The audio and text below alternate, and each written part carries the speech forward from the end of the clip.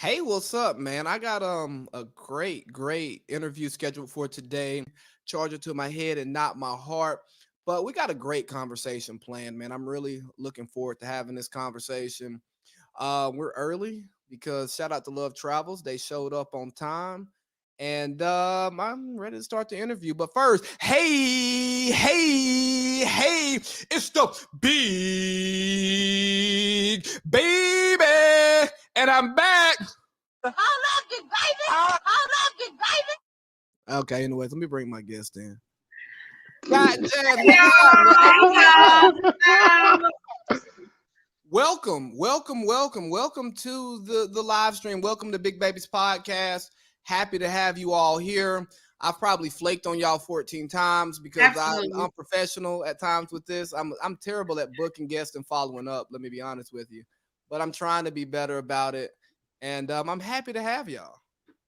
Absolutely. Happy to be here. For sure. And look at Scotland making a face like, yeah, you done flaked on us. I remember, what was it? The first like conversation that like I've had with y'all like in person. It was Jasmine's birthday back at Applebee's in December. And okay, I see. I'm not gonna get into details on that conversation. But I said something. I was like, yeah, Scott, we got to do a pod. She's like, yeah, what up, man? I'm like, yeah, I know. I flaked on you. It's okay. Charge it to my head and not my heart, man. Absolutely. Heart's in the right place. And finally, the platform is honestly set up best for us to conduct a thorough interview, a great conversation, the right way. So we got Love Travels. Love Travels is a nonprofit based out of Cartersville, Georgia, if I'm correct, right? Mm-hmm. And it's the new age of the nonprofits. You know, we grew up with a lot of nonprofits in our community who did a lot of great stuff. But as we've gotten older, they just don't do as much, if we're being honest here. And they're definitely not doing much to reach people at our age bracket. You know, the adults, the 20s to early 30s. You know, the group of people that don't go to church. So let's get to the foundation of Love Travels. Where did Love Travels start? So Love Travels started in 2017 on the University of West Georgia. We just wanted to bring love to campus. We want to bring service and honestly a family away from home. And like all LT members and eBoard will tell you, like we pride ourselves on being a family, you know, inside and outside of service. You know, we have our bumps in the roads like any family, but at the end of the day, you know, we still have love for each other and we're willing to go the extra mile for each other and the community. Okay, and you talk about the family thing, and I think that's really interesting because when I see y'all like y'all are together. Y'all do trips together. Y'all just go out together. Ooh, was it your birthday again for the karaoke night, Jasmine? Yes. And then, and Love Travels was in that deep. And y'all really move and shake like a family. And I think that reflects like in the work that you all do and your ability to stay together. But what inspired you to start Love Travels? Honestly, I guess the biggest thing was like being on the campus of University of West Georgia. Like there were a lot of great individual organizations, and I was president, vice president over a lot of those organizations. But it was just something missing from campus, and you know we wanted to provide that. We wanted to bring our Bells of the Ball program to West Georgia, and we wanted to bring service to campus that wasn't just Greek life, but organization that you know wanted to serve and spread love. Okay, you talk about Bells of the Ball, and I remember seeing Bells of the Ball, man, many years ago. I'm not gonna try to guess what year I saw it, but that was like, I'm like, oh wow, giving these girls prom dresses, because I never understood why you spend all that money on a dress to wear it one time, like Right. never wear it again. And most people don't give their dresses away or donate them; they sit in the back of a closet. I'm like, bruh, you are wasting money. Like you and your best friend could swap dresses and nobody would know. Right. So how did Bells of the Ball get started? Okay, roommate, do you want to chime in on Bells of the Ball? I'll start, but I'll let her chime in as well because she's been here throughout all of the years with Bells of the Ball. So I started it just by, friends and stuff asking me, like not being able to afford prom dresses or just people in school in general. And I would be like, well, Jasmine, do you have this size dress from a previous year that she can wear? Pretty much like you said, a dress swap. So, if people couldn't afford prom, tickets were $60 on top of dress, hair, nails.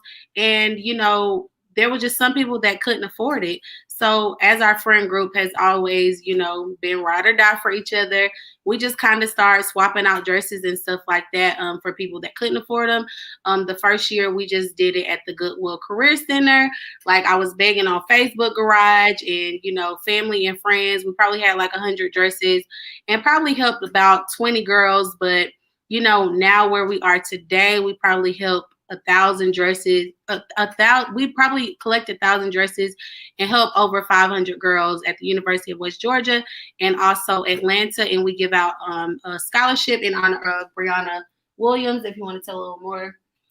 Yeah, I mean, that's basically it. It sums it up. And of course, like our scholarship represents our best friend we lost in college.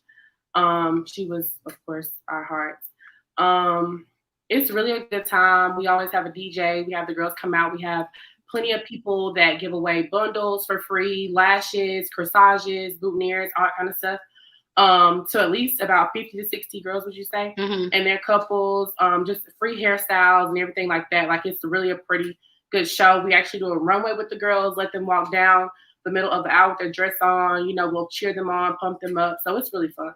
And a lot of people say they actually like Bells of the Ball, because this acts as a mentor program as well. It's not just us giving out prom dresses. Like we connect with these girls. Some of these girls have been suicidal, depression, don't, like the way they look or anything else. But that day we give them the ultimate prom dress experience. Like people are screaming and hollering as they walk down the aisle. And a lot of those girls haven't had that before. So we're able to give them that and plus also connect with them throughout the years to say, how's college going? Did you get that scholarship?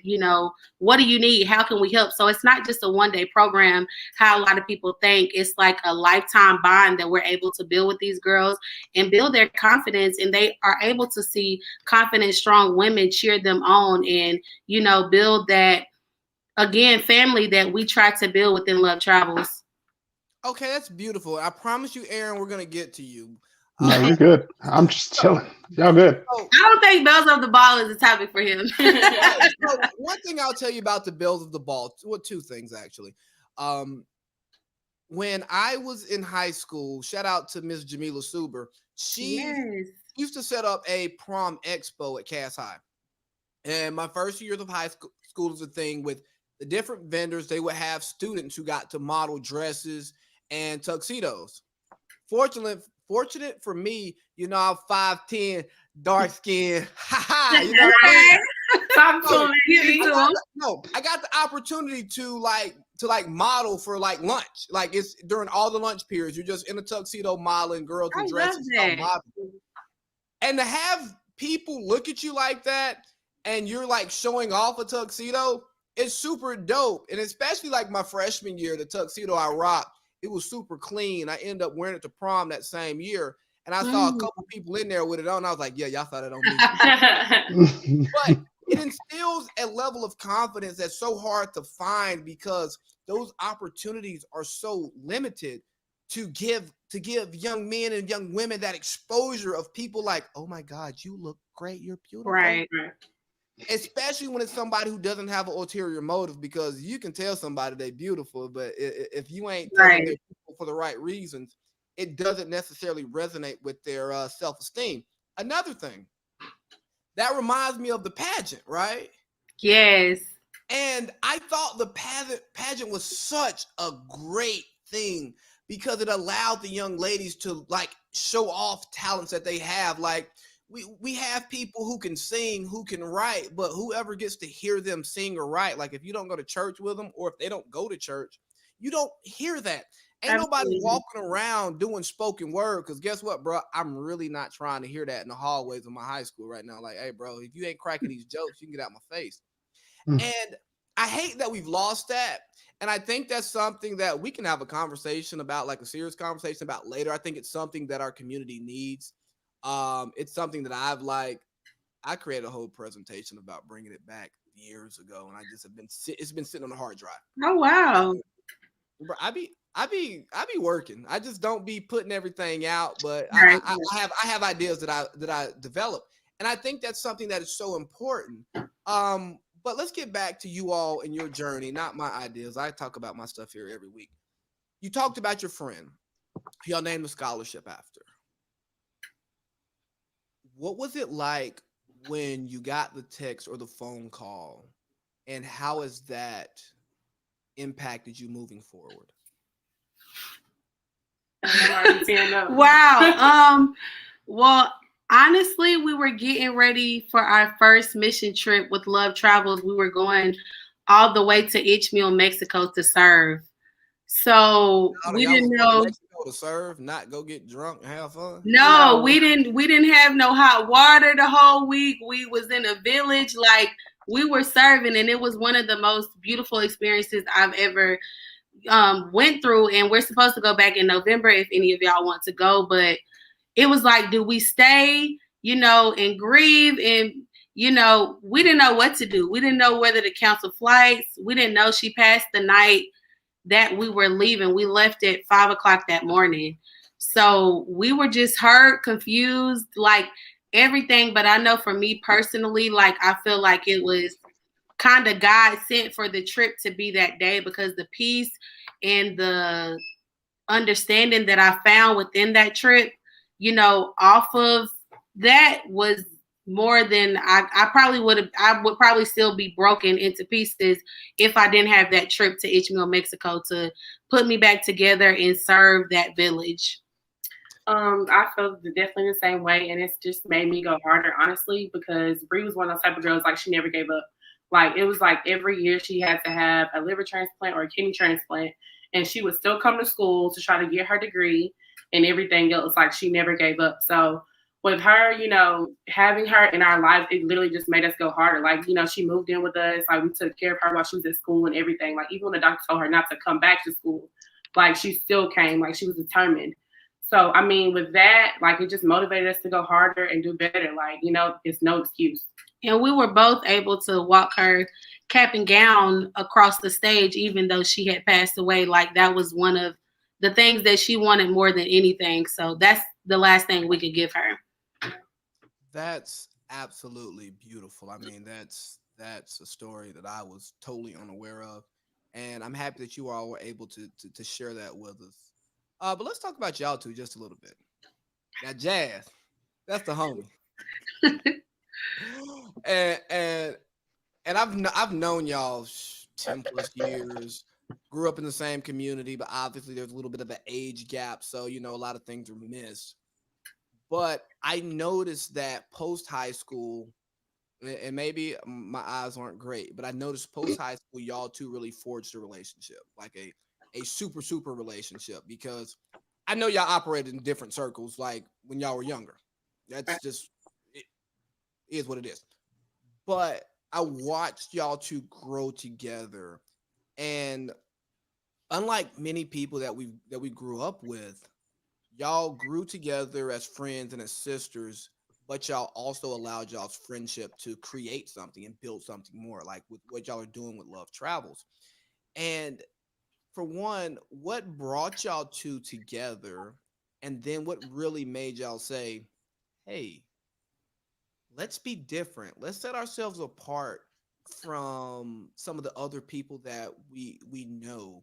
Let's understand that we can have fun, we can take care of our business, but we can also give back. Because what I see in y'all, I see a lot of what me and some of my friends were trying to do. But to be honest with y'all have done it so much better, been so much more committed. And that's a credit to you all. So like, where did all of that come from? Starting with the friendship. So we were actually not supposed to be, we've grew up together, so we've always had a relationship. It just wasn't as strong as it is now. So the day that we were moving into our college apartment, she wasn't supposed to move into me, but she called me and was like, let's just move in together. So we moved in together, and like the rest, I believe, was history. I feel like the biggest thing us is we push each other in opposite directions. So where she's comfortable on one side of the spectrum, I'm comfortable on the other, so we can push each other. Absolutely, we can push each other onto those opposite sides. Where I'm a little reserved when it comes to stuff, like she's more out there, but when it comes to business or speaking in front of people, I'm like, girl, go speak, talk, hop on this live, like whatever you have to do to put yourself out there. And she's really like the calm to my storm, like when it comes to business and just being all over the place. Like I thank God all the time, that he put us together in college because we really, again, made a bond, and we held each other down, and we showed people that you can encourage your friend. You can be there for your friend. Jealousy, animosity, all that has to go out the window. Like when you both want better, when you want to build generational curses, and most importantly, when you want to better your community. So, it's just natural. It's not forced. It's not any of that. But before you continue, I'll say something very interesting about that. Because go back to that conversation we had in Applebee's, y'all were yin and yang. Yes. It was yin and yang. Like Jasmine was having a conversation with me, and I'm like, if Jasmine feels this strongly, Scottlin echoes some of these sentiments, maybe not all of them, but some of these sentiments. Mm-hmm. But I saw how it worked because I go, okay, if both of them are popping off, we get nothing here. If both of them are reserved, we get nothing here. Absolutely. But they're not. They're yin and yang. And kind of like me and Todd B. Todd is Todd's way more friendly than I am. He's right. He's hi, how you doing? I'm just like, hey, yeah, bro, I'm gonna stand over here. I'm gonna stand over here in the corner and like y'all know me, y'all know what time it is. We can talk, but right. It's just a different dynamic. And I thought that was super, super dope. And until like you kind of just spoke it out, I go, oh, yeah, there we go. They hit. But you talked about generational curses. And I think breaking generational curses are so important. And oftentimes people look at these big things to talk about as breaking generational curses, whether it's something like where it's talking about getting away from trauma, depression, stuff like that. And I go, yeah, those are generational curses that need to be broken. Having real tough conversations with your family are curses that need to be broken. But something as simple as going to college, not even finishing. Absolutely. First generational college students, both of us. That's a generational curse. Trying to start your own business. For a lot of us, that's a generational curse. Absolutely. Trying to be a young homeowner, that's a generational curse. Seeking healthy relationships, that's a generational curse that a lot of times get lost because the conversation goes so extra. And I've seen you on your streams talk about breaking generational curses. Like you did a whole show dedicated to that. Where did you find the inspiration to try to break your generational curses, but also take that and spread it to other people? Because we can do a lot of stuff on our own. We can try to change the world, change our world on our own.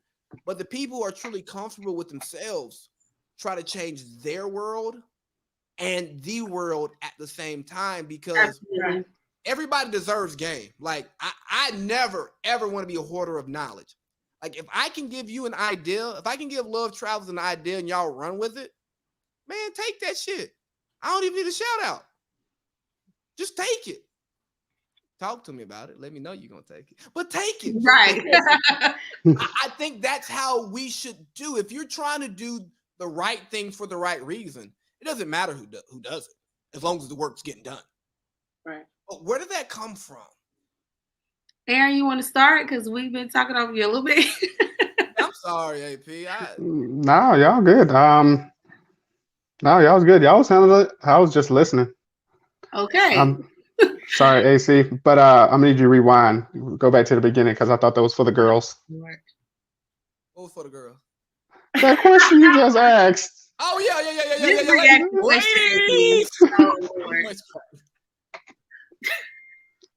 But yeah, go back over the question specifically what you're asking for, AC. Oh, so yeah, we're talking about breaking generational curses. Like, besides breaking your own, why do you want to inspire people to break their generational curses? I feel because some curses, I feel are meant to be broken. You ain't always got to follow a certain way things are normally done. And when you can inspire people to break generational curses, it pushes us in a better direction than where we need to be. And I feel if you can inspire enough people to break the generational curse, then you can't call it a generational curse because someone has done it, someone has broken it, and someone has actually beat it. That's my personal take on it. I know for me, like I always just think of who I wanted around when I was younger and battling certain things and what I wanted around when I was younger battling certain things. Like I know even with Bells of the Ball, there was like plenty of times like my mama took bill money to be able to have me up there on the hill, being sharp. Even with college, I went to a 2-year school before going to a 4-year university, using the scholarship I did have. So everything that I've been through or try to break, like I want to try to make it better for younger girls or the younger Scotland, exactly who I needed when I was where they were. People will call you fast and all this other kind of stuff, but how are you trying to uplift them? How are you trying to build them up? What programs do you have? Like I'm the type of person, I don't like when people just talk about stuff, but what are we doing? How are we fixing it? What's the solution? How can we make these young girls better? How can we make these young boys more aware of their self-worth like we're doing the girls as well? So that's my take.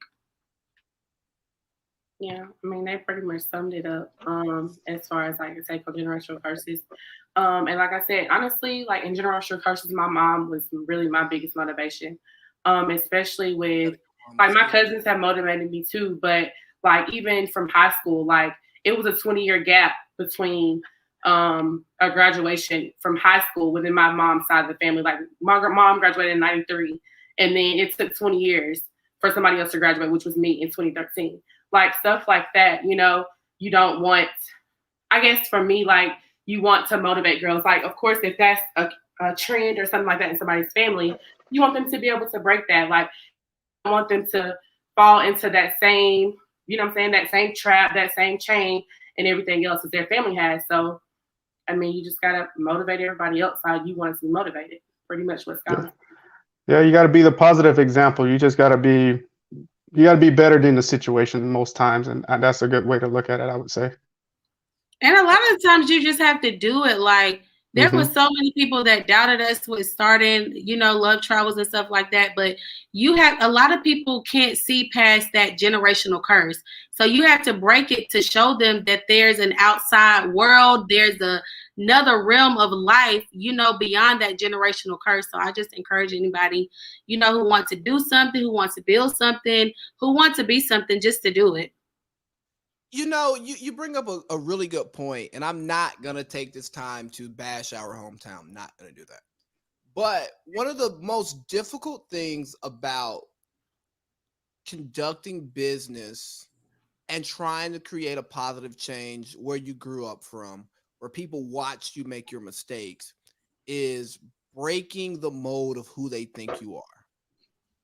And as somebody who went through a crazy metamorphosis, did a lot of like just internal struggles of who I'm supposed to be versus who I am versus who people think I'm supposed to be, all these different things, right? You find yourself in a situation where people got you all wrong.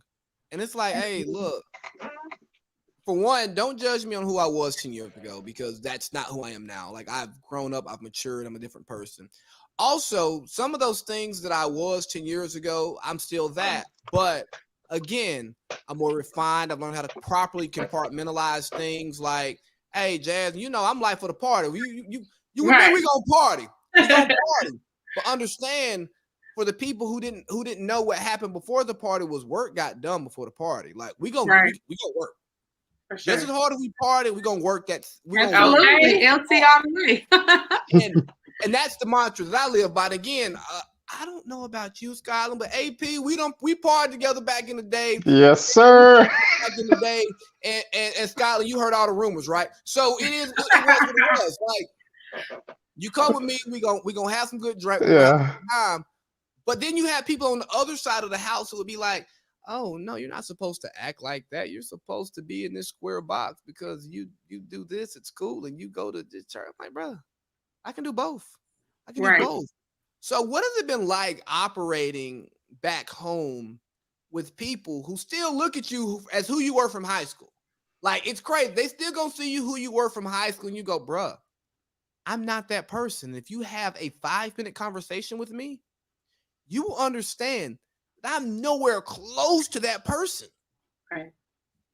Honestly, for me, I will say it's been more positive than negative. Like, I've had more people apologize to me or, say they're changed and different kind of stuff than anything since coming back home. And I guess that them just seeing the genuineness in who we really are, and trying to better our community and stuff. But, in high school, people judge you as much as you were an adult. So I think for me, it's been a little better because of the maturity side of it. Like, we've all gotten older, we all learn lessons and know better. And I've built great relationships with people who really couldn't stand me in high school, but they didn't know me.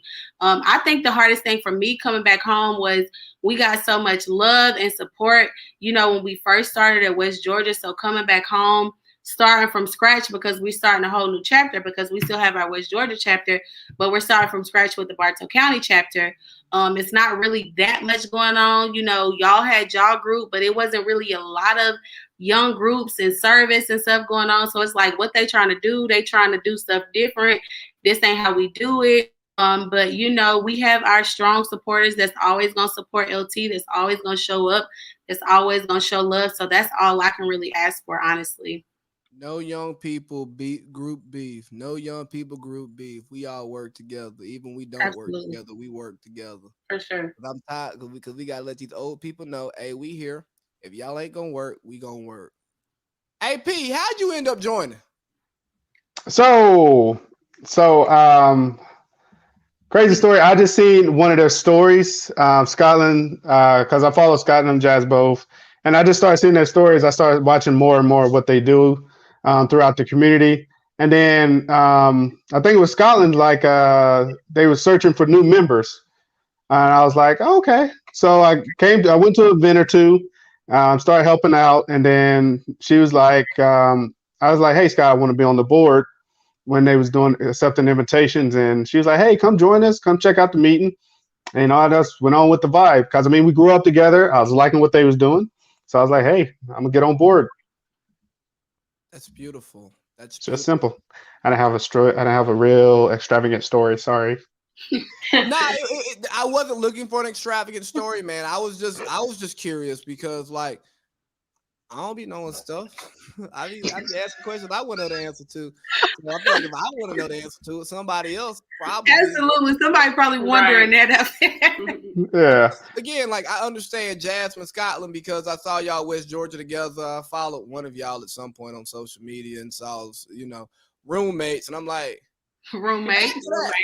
how did y'all become closer friends as roommates? That usually tears people apart.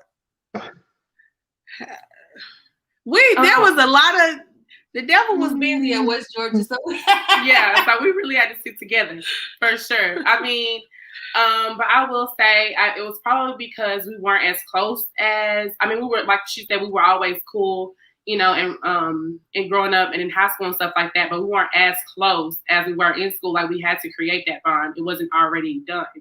So I feel like that made a difference. And honestly, when you got to feed each other, when you got to wipe each other tears, like, it ain't too much fighting you can do when you are, again, fighting these generational curses, fighting stuff at home, and you really all you got. You got to do what you got to do and come together to, again, get the degrees, get the keys, and everything else. And then on top of that, by the time we became roommates, we were so much more mature. I mean, we were always mature, but we were so much more mature than we were, if we would have just started off at school. That's real. And I asked that question because 3 of my closest friends I lived with, one of them I lived with for 2 years, and we were cool, and then we lived together, and we actually became like great friends, you know, just because, bro, when you live with somebody, you see them at their worst. Like you see some of the worst stuff, like it's 3 a.m. and you like, they're usually home by now. What's going on? Exactly. And then they come stumbling in the room, tearing stuff up, pissing on the toilet seat. And you're like, man, what happened to you last night? Exactly. Like we had one of our roommates, he would come to everybody's room to tell them about his night. But then would tell the story all over again the next morning when we're having breakfast together, you know what I mean, doing story time. So we all got to the point that we started locking our doors, because if your door wasn't locked, he gonna wake you up. Like he gonna come in and wake you up. Hey, bro, get up. I know you ain't sleep. Bro, like, damn, I ain't sleep, bro. I didn't stay out late tonight. And you're gonna tell me a story that I have to listen to all over again tomorrow. Like I don't want to hear that right now. So he would come in, bang on our doors, they'd be locked, he'd get mad and go to sleep. So I identify with the roommate dynamic, taking you from like cool, cordial to like super, super tight, because yeah, my roommates have stories about me that I hope never see the light of day. Like, Right. We got some stories. Period. That's beautiful. Maybe we can share some of those stories on Saturday. Speaking of Saturday, we have a Love Travels basketball tournament. Which year is this? This is the 3rd annual charity basketball tournament. 3rd annual charity basketball tournament that's going to be hosted at the Cass High School. The Cass High School in Watt, Georgia. A great place, a great school that produced a great person, let me tell you. So what do we have to look forward to at the tournament besides me yelling into a microphone? First things first, it's our 4th year anniversary. 4 years of service. Yes. Baby. So what we doing Saturday? It's our anniversary. You went out, AC. What'd you say? I said, what we doing Saturday after the festival? Oh, we have plans. We're gonna hit you with those later. Yeah. Bet.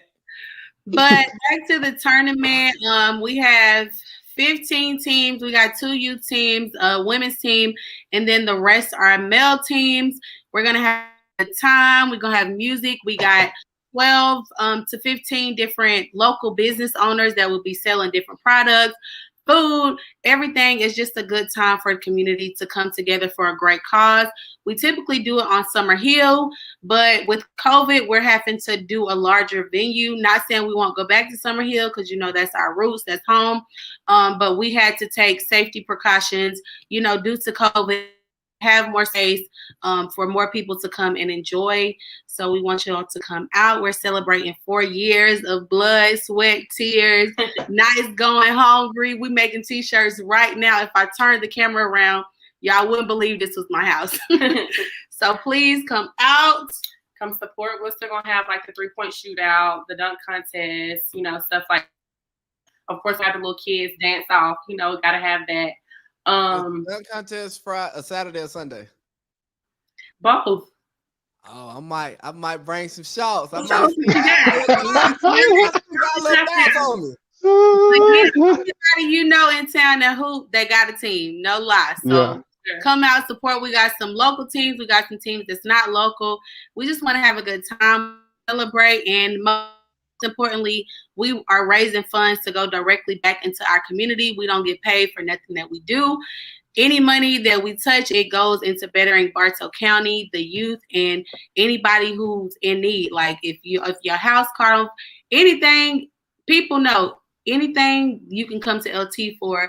And if we don't have the money or resources, we're going to point you in the right direction, and we're going to get it done because we're all in behind our community, and we're going to continue to, you know, even after 4 years, we're going to continue to serve.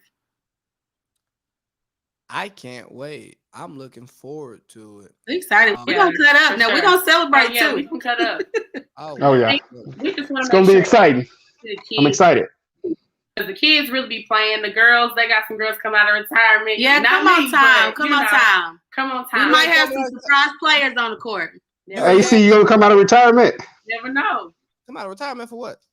You know what AC don't play. Well, I still actually regularly play pickup basketball because Yeah. I try to stay in shape as an adult, and I know that once I stop using these muscles, they just Right. don't work the same anymore. So I tried to get my group of friends together to actually put together a team, but they sorry and they didn't want to play because they don't Aaron want can to. relate. Aaron. Exactly. Whoa. So because of that, I'm just gonna sit around with a microphone and I'm gonna talk some good noise, but understand that there will be a pair of compression shorts, a pair of gym shorts, and a pair of shoes in my truck because I just always had that stuff. Right. So you talk about 4 years. 4 years. 4 years of service to the community. I want all of you to share your best memory of the 4 years. And because I barely talked to Aaron today, we're gonna let you start, Aaron. Yeah, no problem. So I would say the best memory would be, I know it's the most tedious part, but I'd say it's the setup. When we're setting up everything, getting everything set up and going, there's a lot of fun. And though we take it serious, we have a lot of fun when we set up. We get there early, we put in a lot of work, and then just to see it to come into fruition and light, that was really awesome. Especially, I think it was my first tournament working last year at the bottom gym. Just seeing all that preparation and work we put in, and then the crowd and the show. That year I had a team. Okay, we had a team. We did good. All right. So they don't you flex on my team. All right. But Did y'all win it? This year, but go ahead. I didn't say we didn't win Go it, ahead but with your story, we did our thing. I can say that. All right, we did enough. But just seeing all that preparation and see what it goes to, and having the whole Cartersville come out and support, that was amazing. It was really fun and joyful. And like Scotland said, bigger venue. We're expecting more people to come out and support us and really have fun. I definitely have a lot of great memories with LT. Or I would say Bells of the Ball for sure, because we cried the entire event, and just knowing the impact we have on the girls when they leave there, that's probably one of the best feelings in the world. I would definitely say getting ready for events. Like, we stress each other out, but at the end of the day, we still have a good time. Like, we may be calling, screaming at each other through text messages, whatever the case may be, but nobody takes it to heart. We get it done. We get it moving. Family. Like, if we don't know nothing else, we're going to know we're going to put the event together how it should be, regardless. So really, everything we do is great to me. So. Okay, I like the energy. Hey, before you go, Scotland, I'll tell you one of the funniest. Both of y'all talking about the setup. And when I tell you, when we did the first toy drive, I won't even say the 24, probably the 12 to 18 hours before that toy drive, I was going crazy. Yeah. Where's that? Yeah. Where are you at? You supposed to be here hours ago. I mean, going hell. It gets started. And for me, like, I'm never in the moment that I'm in. I'm always like looking at the next moment. Right. Me too. And I didn't even get to enjoy it until it was over. I mean, set up, done, because I'm still cussing folks out during cleanup because folks ain't cleaning, they on the phone. Like, hey, bro, these dishes ain't gonna wash themselves. This front tilt ain't gonna sweep itself up. Like, bro, come on, let's go. I'm ready to go. And you just then you get a few days removed from it, or you for us, passing out the toy, you go, wow. I gave you something that you wouldn't have had, and the little bit of stress that I went through and the many cursing outs that I gave out, my leadership flaw, it was well worth it. And like, I don't even want you to know that I helped you, because it ain't about me knowing that I helped you.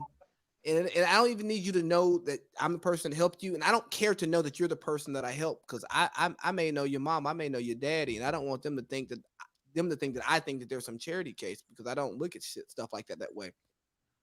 But it was just so gratifying, and I mean super gratifying. And I love what y'all are doing. I love how y'all give back. And yeah, I give y'all a hard time, but I can do it to your face. So Right. okay. Let me hear your best memory of the 4 years. Okay, it's the time. But so the mission trip, to be able to get some students who never been out of the country, have never been out of town for real, and be able to take them to Ishmael, Mexico, and the impact we were able to have. Like, we cried every day, we prayed every day, we meditated. Like, it was just a whole different type of experience. I would love for, you guys to try to come to the next one, AC, but it was just an experience that we never had. Like, we were taking stuff over there, like glasses and stuff that we take for granted every day that they don't have. Their water was shut off at 12 o'clock. We real life in the village. Like, only village I know is off Grassdale. They put things up, like they gotta do all this other stuff. Like, and it was just a moment for me to just know why I'm really doing this and to really appreciate it. And of course, I'm biased with Bells of the Ball. Again, the parents that come up to me crying, like, I don't know how I was going to do this. Like, and it's not even that they're coming to me, but I know that my mom has felt that feeling before. You know what I'm saying? So to be able to, lift that off of their back. And also the community comes together for Bells of the Ball. Me, Jasmine, and Aaron can't give girls 1,000 dresses. We have to reach out to the whole entire community and ask them, will you help us help a girl? So the community coming together behind that is so influential to me. And people, like, I'll do their hair, I'll do their makeup, I'll make their flowers, anything like that. Like, it's just the unity in that event. And again, it just makes me appreciative, no matter how stressful this is, no matter how many sleepless nights, tears, whatever the case may be. Those are the type of things that make it worth it, because it really shows that we make a difference. Because every event, it's not the reality like, wow, we just really made a difference. It's not guaranteed that people are going to show up no matter how much work we put in, which we put in a lot of work. So y'all please show up Saturday, Sunday. Right. But it's not always guaranteed. All we can do is give our best and hope and pray that, our community shows up to be able to enjoy it. So moments like that, where we can directly see the impact that we're making, is, the most beneficial to me. That's beautiful. That's beautiful, because that's what service should be about. And as someone who lived outside of the country for a little while, and don't get it twisted, I did not live. I lived great when I was outside the country. He's like, I wasn't in a hood. No. I lived in a high rise. I had maid service. I lived great, but when you see how people outside of your region of America live, how people outside of America live, you really realize how insignificant you are and how insignificant your way of thinking is, and how oftentimes how insignificant some of your problems are, because it could be so much worse. And I think the opportunity to spend time abroad is just so important for everybody, because it changes your world perspective. Absolutely. Just like spending time away from your hometown. And I'm not telling everybody to leave their hometown, because that's crazy. If everyone leaves the hometown doesn't exist anymore. But just spending time away, vacationing, visiting friends, maybe even if you live away for a little while. And I mean, living away, bro, you could go from Bartow County to Cobb County, Bartow County to Fulton. You know what I mean? Just a different, or even Bartow County to hell, Dalton, whatever county that is. I don't remember that county. Just living somewhere else, you get the opportunity to view life from other people's lenses and their perspective. And it just makes you think. And I'm happy that you talked about that trip to Mexico and how living there for that time that y'all spent there on the trip, how it changed you. Because Really. you could have easily told me about a trip to like Tulum or something, and I'd have been like, yeah, turn up. But no, you're talking about giving back and service. Last thing before we go. One second. Someone's calling me and I can't answer. Sorry about that. Anyways, Scottlin, this is specific to you. It was months ago. And I don't remember who originated the post, but it got a lot of traction. And people called you a hometown legend. You ain't even 30 yet. How does that feel to be considered a legend before 30? And do you even view yourself that way? Honestly, I don't, because I feel like there's so much more to be done. Like you said, I'm always thinking about my next move, my next step. So I don't. And I mean, if I can't put my community exactly where I want them to be, if I can't put my family exactly where I want them to be, I don't consider myself a legend. Like I'm working myself, I'm working my way up there. And when I think of legends, again, I think of Coach Hill. I think of my daddy, Doug Strickland. I think of, Mr. Lowe. So those are the type of people I think of, and I grew up seeing, being legends. So that don't really register to me, when it comes to helping my community. I hope to someday be there, and, I appreciate the love and the support, but, we just trying to get better. Like we ain't where we need to be yet. I'm not where I need to be yet.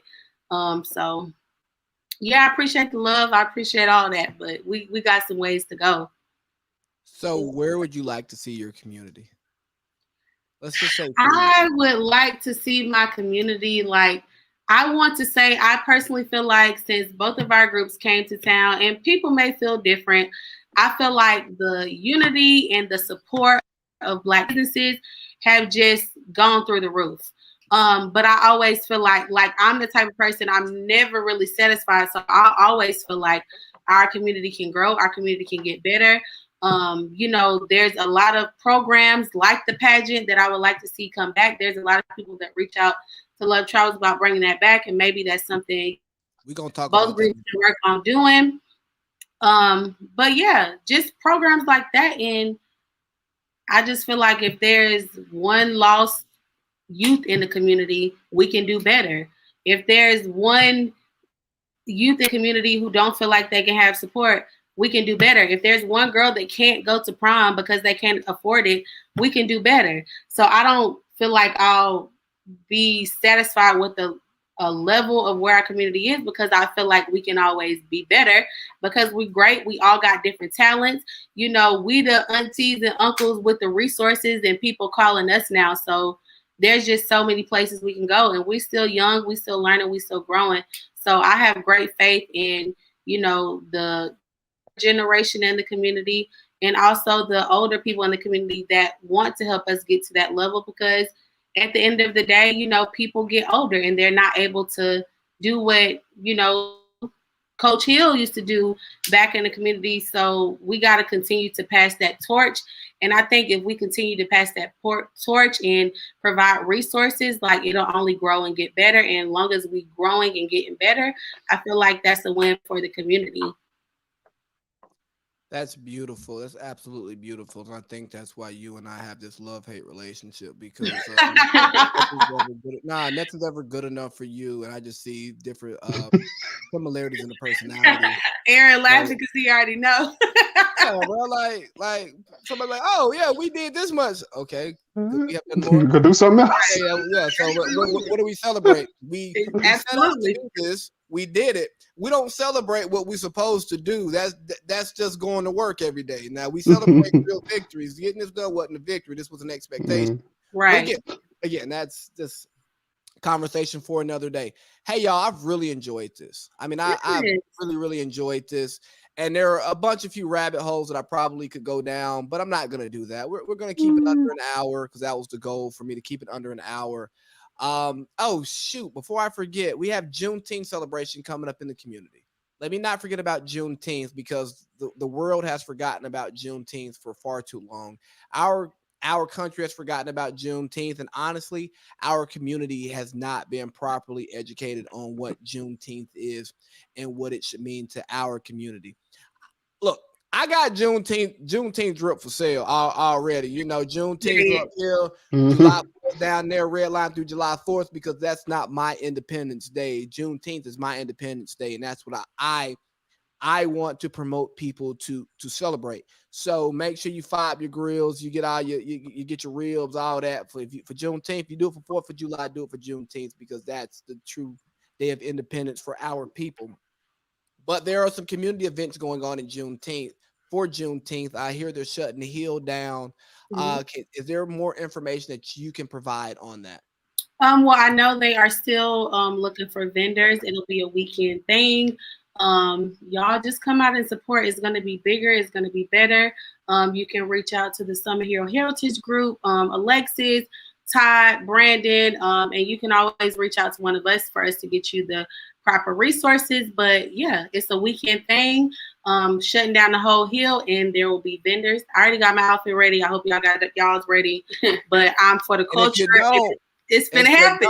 Hit me up. But Equal Rights on Shopify. BigBabyTheGoat.com. Yes.